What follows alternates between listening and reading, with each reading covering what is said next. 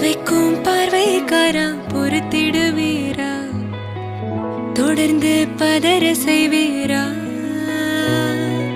சிக்க வைக்கும் செய்கையெல்லாம் நிறுத்திடுவீரா, மனசு இயங்கல சீரா.